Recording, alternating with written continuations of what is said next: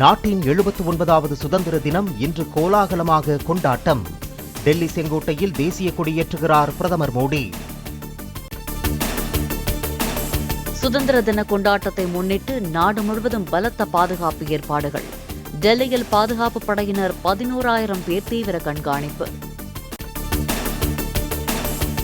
சுதந்திர தின விழாவையொட்டி சென்னை கோட்டை கொத்தளத்தில் மூவர்ண கொடியை ஏற்றுகிறார் முதலமைச்சர் மு க ஸ்டாலின்.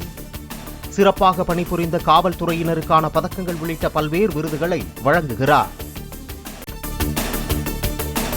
சுதந்திர தின கொண்டாட்டத்தை முன்னிட்டு நாடு முழுவதும் அரசு அலுவலகங்களில் மூவர்ண கொடி மின்விளக்கு அலங்காரம். டெல்லி, ஜம்மு காஷ்மீர், பீகார் உள்ளிட்ட பல மாநிலங்களில் வண்ண விளக்குகளால் ஒளிரும் கட்டிடங்கள். 79வது சுதந்திர தினத்தை முன்னிட்டு சென்னையில் மூவர்ண விளக்குகளில் ஜொலித்த அரசு அலுவலகங்கள், ஆர்வமுடன் பார்த்து ரசித்த வாகன ஓட்டிகள். 79வது சுதந்திர தின விழாவை முன்னிட்டு மூவர்ண மின் விளக்குகளால் ஜொலித்த சென்னை மற்றும் மதுரை விமான நிலையம், திருவண்ணாமலை, நாமக்கல் மாவட்ட ஆட்சியர் அலுவலகங்களும் மூவர்ண விளக்குகளால் ஒளிர்ந்தன. வரலாற்றில் பயங்கரவாதத்திற்கு எதிரான மனிதகுல போராக ஆபரேஷன் சிந்தூர் இடம் பிடிப்பு. சுதந்திர தின உரையில் குடியரசுத் தலைவர் திரௌபதி முர்மு கருத்து.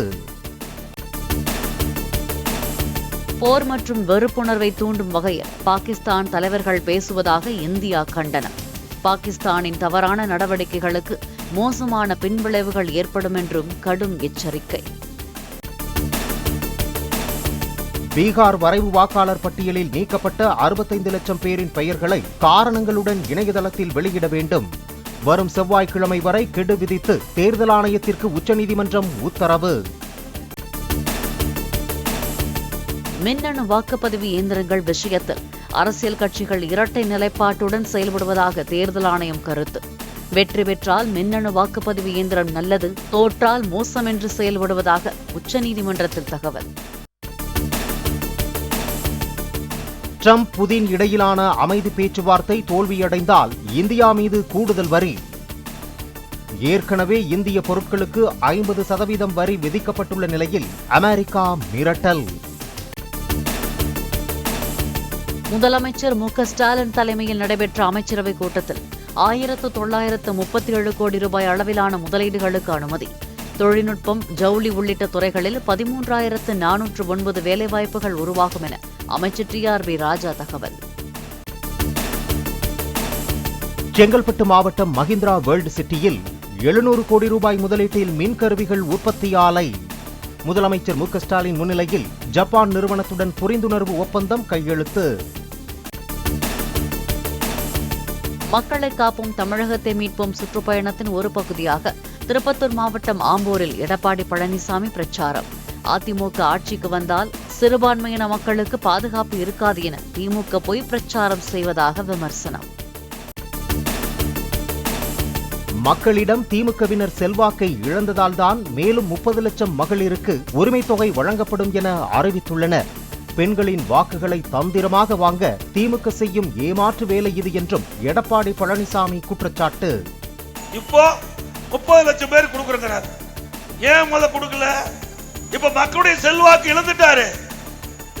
ஸ்டாலின் கட்சிக்காரருடைய செல்வாக்கு இழந்துட்டார், வேற வழி இல்ல. அதனால விதிகளை தளர்த்தி 30 லட்சம் பேருக்கு மேலும் கொடுக்கப்படும் என்று அறிவிப்பு கொடுத்து மனு வாங்கிட்டு இருக்கார்.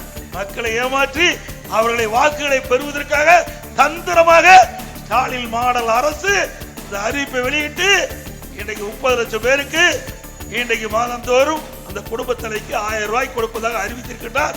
அத்தனை ஏமாற்று வேலை தானே.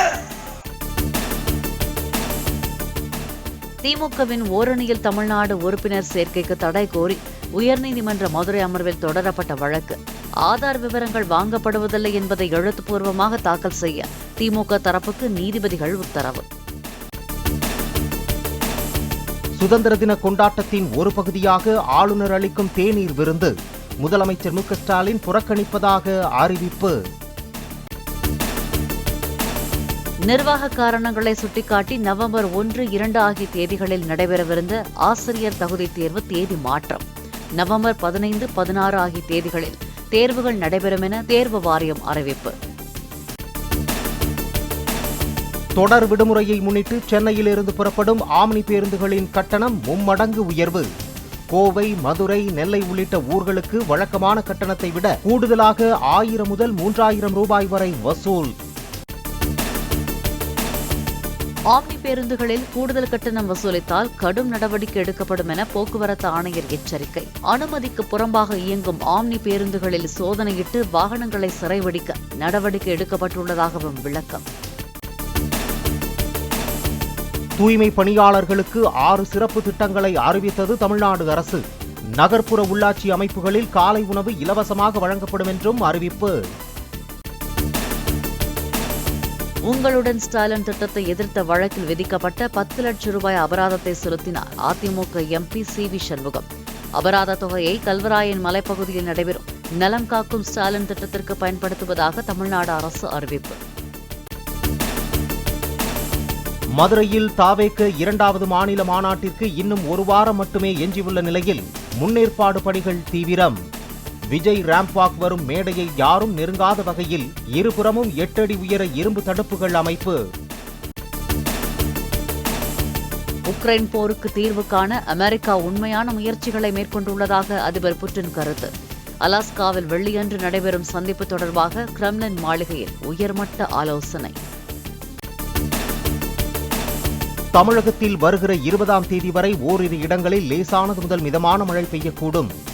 ஓரிரு இடங்களில் பலத்த தரைக்காற்று மணிக்கு 40 முதல் 50 கிலோமீட்டர் வேகத்தில் வீசக்கூடும் என வானிலை மையம் தகவல்.